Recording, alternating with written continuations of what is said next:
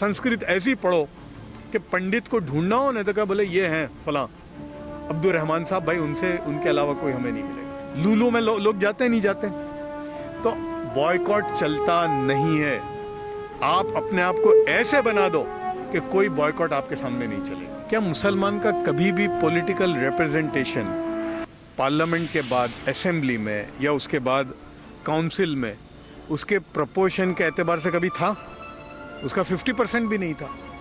तो हमारा political representation तो था ही नहीं। किसी भी कौम की रेलेवेंस जो है वो काबिलियत की बुनियाद पे ही होती है, तालीम की बुनियाद पर। क्यों? देखिए, जिस चीज़ में आपका कुछ होने ही वाला नहीं है तो क्यों हम अपने आप को ज़ाय कर रहे हैं? मुस्लिम यादव, वोट लेने में मुस्लिम यादव, वो जिन्होंने आपके वोट पर, जिनको आपने 80% वोट दिए हैं, उन्होंने आपको रिप्रेजेंटेशन दिया है?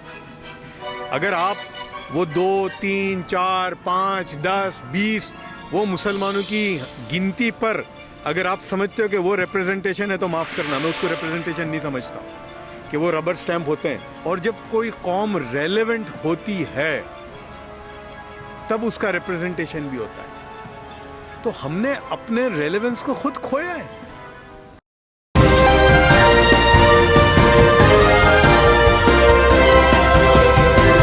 नमस्कार, आदाब, मैं खुशबू अख्तर और आप देख रहे हैं पल पल न्यूज़।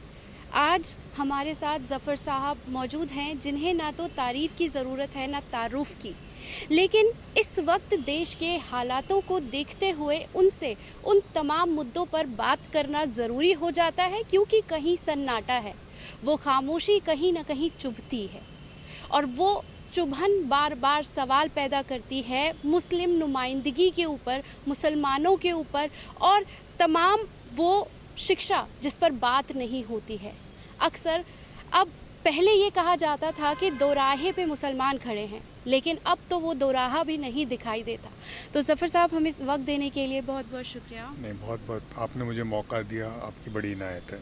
मेरा पहला सवाल आपसे यही है कि देश के मुसलमानों की बात करते हैं तो आप के बारे में जब भी हम बात करते हैं, आपकी चीज़ों को देखते हैं और आपकी तरफ देखते हैं, तो आपने क्रिटिसिज्म झेला है मुसलमानों को लेकर, क्योंकि आपकी पर्सनालिटी अपने आप में उस सेतु का काम करती है जिसके बारे में कोई बात नहीं करता और हर कोई सवालिया निशान खड़े करता है।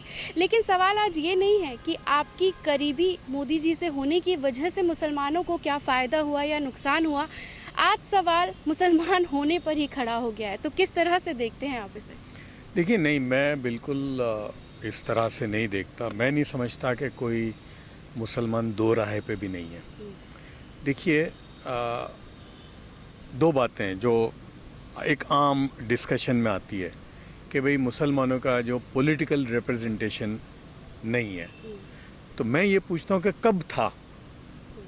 यानी आज़ादी के बाद अगर आप देखें तो कभी भी, यानी यूँ समझ लीजिए कि जब बीजेपी और आरएसएस भी नहीं थी तब भी मुसलमानों का रिप्रेजेंटेशन पार्लियामेंट में 50 सीटों का था। यानी आप बताइए ना मुझे, तो ये कभी था ही नहीं। मुसलमान का रिप्रेजेंटेशन, स्टेट में चले जाइए आप, क्या मुसलमान का कभी भी पॉलिटिकल रिप्रेजेंटेशन पार्लियामेंट के बाद असेंबली में या उसके बाद काउंसिल में उसके प्रपोर्शन के एतबार से कभी था? उसका 50% भी नहीं था। तो हमारा पॉलिटिकल रिप्रेजेंटेशन तो था ही नहीं। वो धीमे धीमे घटते घटते ख़त्म ही हो गया था। जब बीजेपी नहीं थी तब भी हम लोग 2-3% थे। तो देखिए, मैं उसको यूँ कहता हूँ कि कहीं ना कहीं हमसे भी चूक हुई है। इसलिए कि देखिए, पॉलिटिकली इन्फ्लुएंशियल होना या रेलेवेंट होना, जिसको हम अंग्रेज़ी में कहते हैं, वो ऐसे ही नहीं हो जाएगा आपके नंबर्स से। आपके पास क्या है उससे वो रिप्रेजेंटेशन, रेलेवेंस होती है। और जब कोई कौम रेलेवेंट होती है तब उसका रिप्रेजेंटेशन भी होता है। तो हमने अपने रेलेवेंस को खुद खोया है। और मैं नहीं समझता कि दुनिया में, चाहे हिंदुस्तान ले लो, कहीं भी ले लो, किसी भी कौम की रेलेवेंस जो है वो काबिलियत की बुनियाद पे ही होती है, तालीम की बुनियाद पर। काबिलियत कहाँ से आएगी? तालीम की बुनियाद पर। ईमानदारी और अमानतदारी के साथ जिस कौम के पास ये चीज़ होगी तो उसकी रेलेवेंस होगी, और जो रेलेवेंट हो जाता है तो फिर उसको जो है ना लोग उसके घर पे दस्तक देते हैं ले जाने के लिए।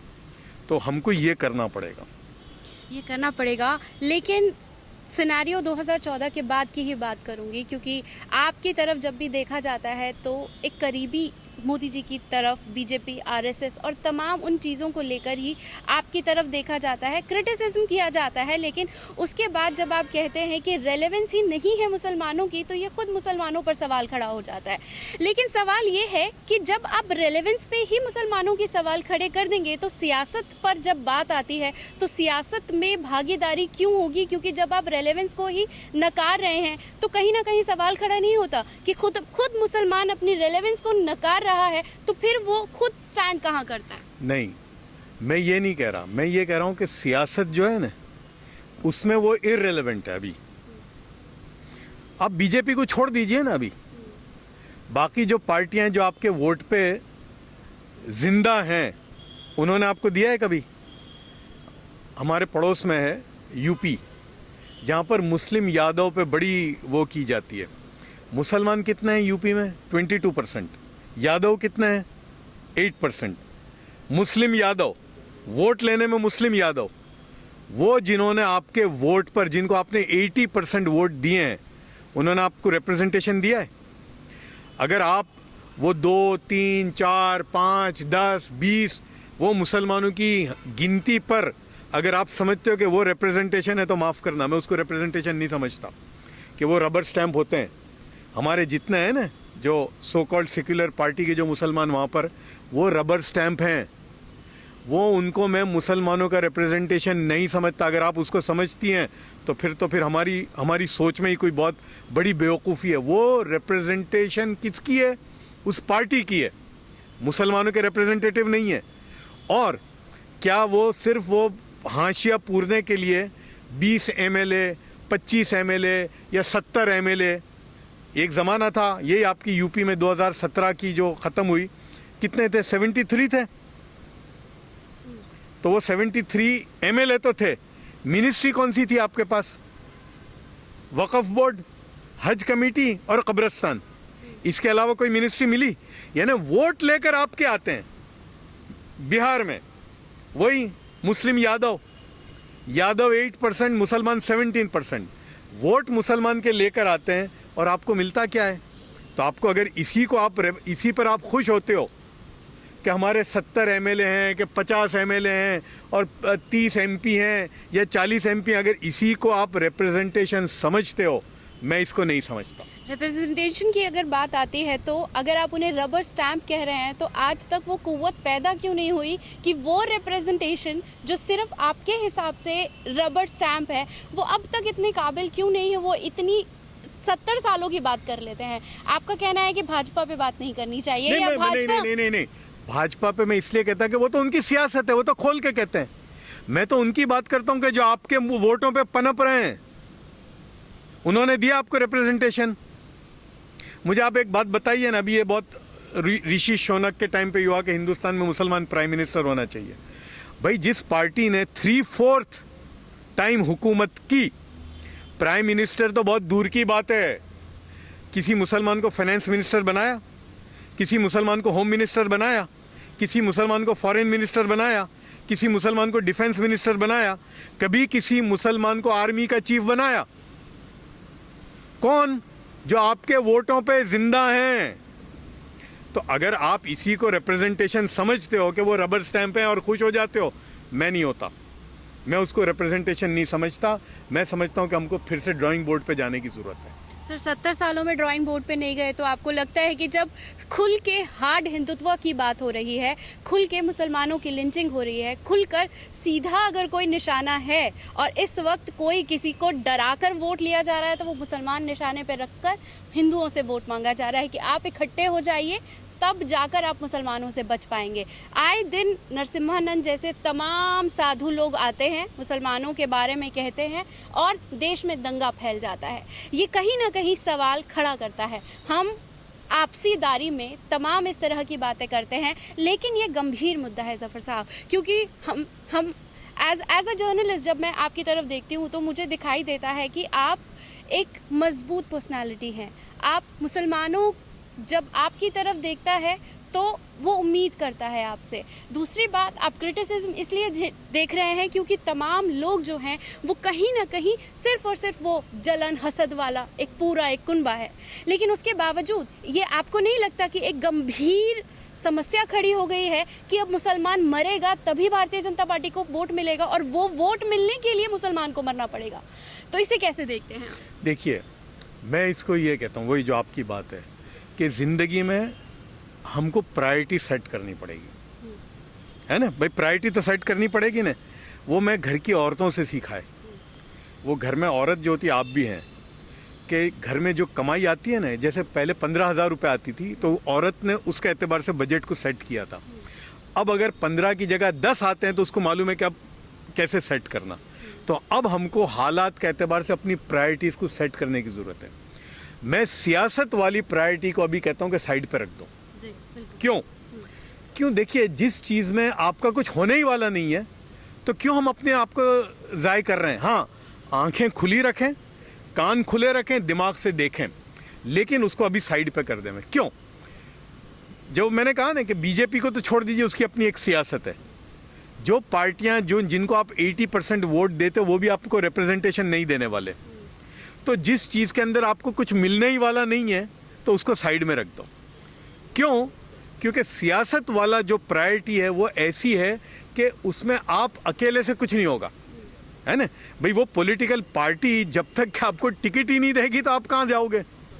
तो मतलब आपकी वो प्रायोरिटी जो है वो डिपेंडेंट है उनके ऊपर।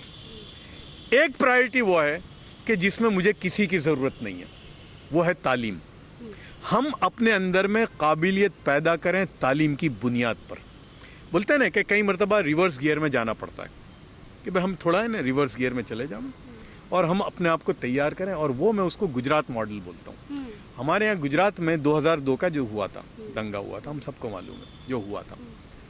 मुसलमानों ने गुजरात में, हम लोग हैं ना बिफोर 2002 और आफ्टर 2002 बोलते हैं, टिल 2002 अहमदाबाद शहर में सिर्फ 2 मुस्लिम रन स्कूलें थी।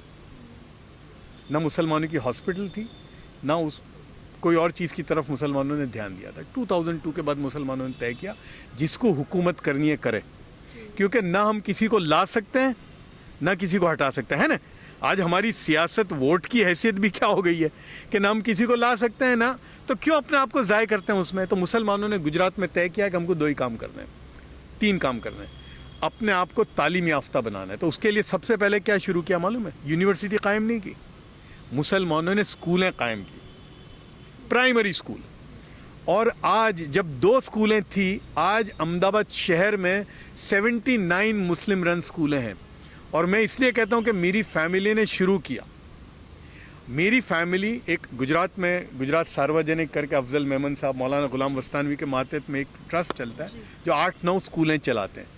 उनकी 2 स्कूलें मेरी फैमिली चलाती है, लड़कियों की। एक में 1200 बच्चियाँ पढ़ती हैं और एक में 800 बच्चियाँ पढ़ती हैं। तो मुसलमानों ने तय किया, जिसको कहते हैं ना घोड़े के चश्मे पहनकर, कि नहीं हमको तो बस अभी अपने आप को इसमें डगाना है। तालीम। दूसरा, कारोबार के अंदर हम कैसे मुसलमान नौजवानों को मजबूत करें। उसमें यह हुआ है कि गुजरात में मुसलमानों की पॉपुलेशन जो है ना 9% है, और जो स्मॉल एंड मीडियम एंटरप्राइजेस जो है ना उसमें 23% मुसलमान हैं। मुसलमानों ने कहा कि भाई हम पीछे आ जाएं, हुकूमत जिसको करनी है करे, हम ये 2 चीज़ों में, और तीसरा हॉस्पिटल में।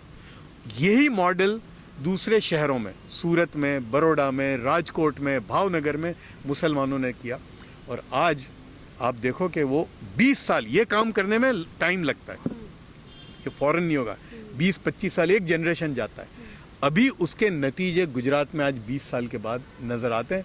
मुसलमानों को पूरे हिंदुस्तान में इस मॉडल पे चलना पड़ेगा, इस मॉडल पे चलना पड़ेगा। लेकिन कहीं ना कहीं साफ तौर पर मुसलमानों के ही कारोबार की बाइकॉट करने की बात चल रही है। ये बार बार इस सवाल को कहीं ना कहीं शिक्षा तभी मिलेगी जब जेब में पैसा होगा। मुफ्त स्कूलों की बात होती है सर, लेकिन जब ज़मीनी हकीकत पर जाकर आप देखते हैं तो मुफ्त बोलकर कुछ नहीं होता। और जिसकी जेब में 10,000 में घर चलाना है तो उसकी प्रायोरिटी होती है कि वो घर चलाएगा, बच्चे को पढ़ाने पर उसकी प्रायोरिटीज़ नहीं होती। जी जी, ये बॉयकॉट से ज़्यादा वाहियत कोई चीज़ नहीं है दुनिया में। बिल्कुल। ये तो आप अभी देखना, हमने ये सब देख लिया है 1985 के राय। आपको पता नहीं है कि जितने गुजरात में फसाद हुए ना, हिंदुस्तान में कहीं नहीं हुए। और जैसे फसाद ख़त्म होता था ना, अब तो व्हाट्सएप और वो है, उस ज़माने में बड़े बड़े बोर्ड लगते थे, बड़े बड़े। बाटा बेचारा आ जाता था, ये समझते थे कि बाटा मुसलमानों के, बाटा शूज़ कंपनी से जूते नहीं खरीदने के। ढालगरवाड़ एक हमारे यहाँ एक इलाका है जहाँ पर 800 से ज़्यादा मुसलमानों की कपड़े की दुकानें हैं। 100% दुकानदार मुसलमान हैं और उनके ग्राहक जो हैं 99% हिंदू औरतें होती थी। ढालगर वार्ड में कपड़ा खरीदने नहीं जाने का, फलां फलां ये बोर्ड लगते थे।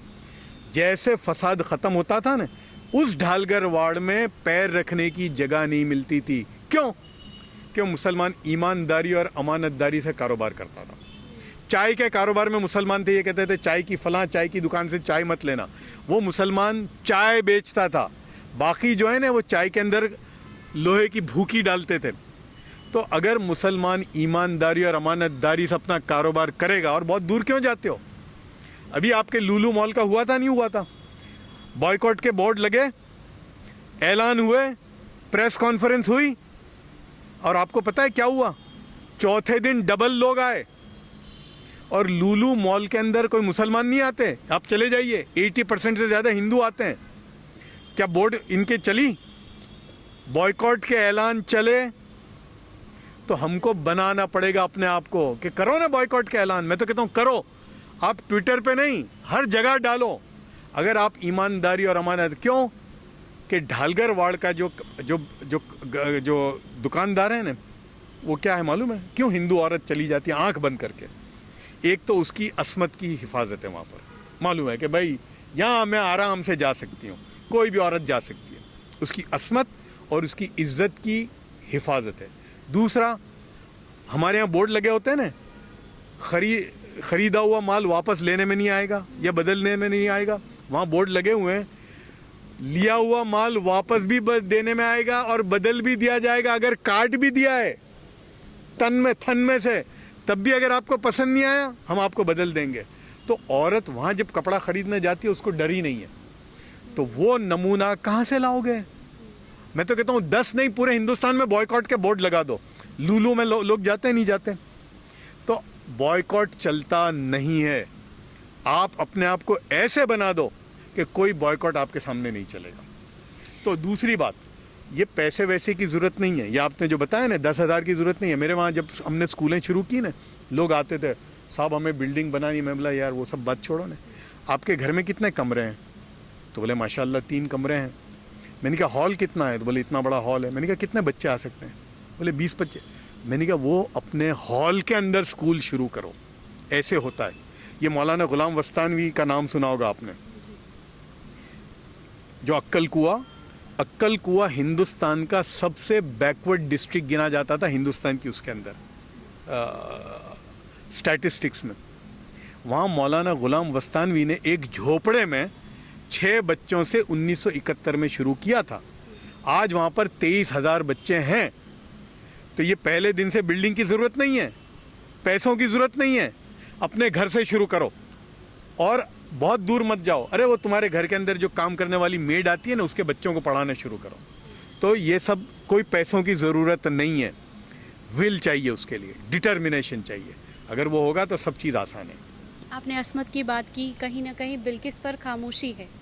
आप बार बार कहते हैं कि सियासत की बात ना करिए, लेकिन बार बार वो मुद्दे जब गुजरात की तरफ देखा जाता है तो सबसे पहले बिल्किस का चेहरा सामने आता है। और जो नाइंसाफ़ी हुई है उसके बारे में तो सोच पाने में भी एक बार सिहरन होती है। आप इसे किस तरह से देखते हैं, क्योंकि गुजरात इलेक्शन करीब है और वो खामोशी? देखिए आप, ये अस्मत का मेरा सब्जेक्ट है, दूसरे का नहीं है। दूसरा अस्मत नहीं करता, उसके लिए मुझे कोई वो जाने। फिर मैं तो अपनी बात करता हूँ कि मुझे क्या करना है। मेरे घर में अगर भूखमरी है तो ये तो ऐसी बात हुई कि वो तो पड़ोस में भी तो है ना। अरे भाई मैं तो, अगर दूसरों के अंदर अस्मत नहीं है तो वो जाने, अगर वो नहीं करते ना असमत, तो वो आती है, उन्हीं के अंदर आएगी, इसलिए उनकी बात मुझे नहीं करनी। मैं क्या कर सकता हूँ, बस मुझे ये देखना है कि मैं क्या कर सकता हूँ।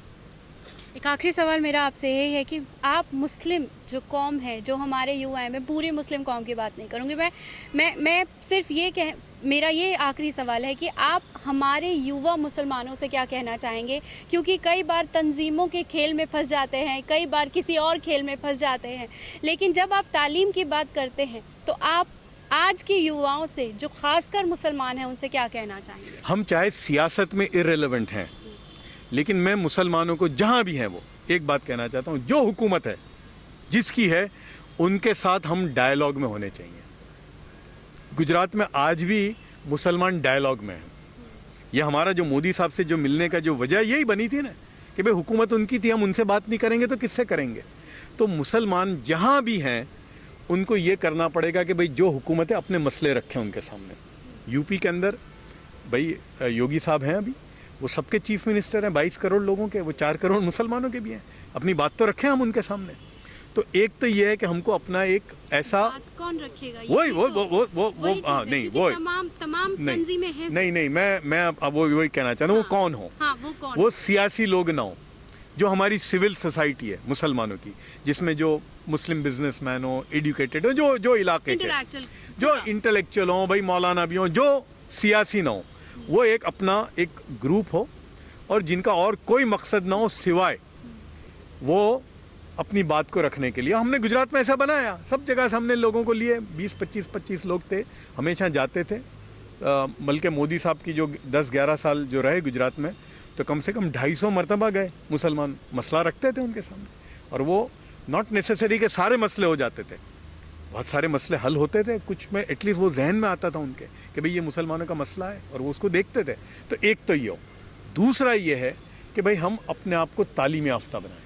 देखिए, एक दौर जो था ना, वो था लिटरेसी और इलिटरेसी का, वो नहीं है अब यह आपके एजुकेशन अकेले से भी काम नहीं चलेगा। अब आपको जो कहते हैं ना, मैं मुसलमानों को कहता हूँ कि जो पढ़ना है पढ़ो, संस्कृत पढ़ना है, ज्योमेट्री पढ़ना है, ज्योग्राफी पढ़ना है या अरबी पढ़ना है, जो भी पढ़ो उसके आखिरी दर्जे तक जाओ, आखिरी दर्जे। संस्कृत ऐसी पढ़ो कि पंडित को ढूंढना हो ना, तो क्या बोले ये हैं फलां अब्दुल रहमान साहब, भाई उनसे, उनके अलावा कोई हमें नहीं मिलेगा।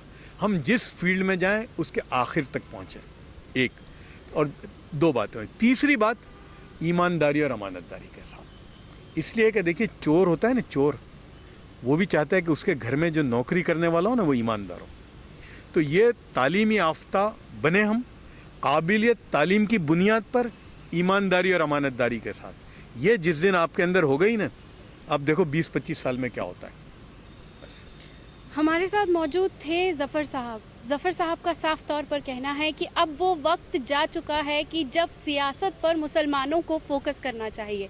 उनका कहना है कि इसे सेकेंडरी रखकर अब सिर्फ और सिर्फ शिक्षा पर बात होनी चाहिए, ताकि मुसलमान जब शिक्षित होगा तब तस्वीर बदलेगी। 1-2 दिन नहीं, उसमें 20 से 25 साल लगने वाले हैं। लेकिन जब ये शुरुआत आज नहीं होगी तो वो तस्वीर 20 से 25 साल बाद भी नहीं बदलेगी। शुक्रिया।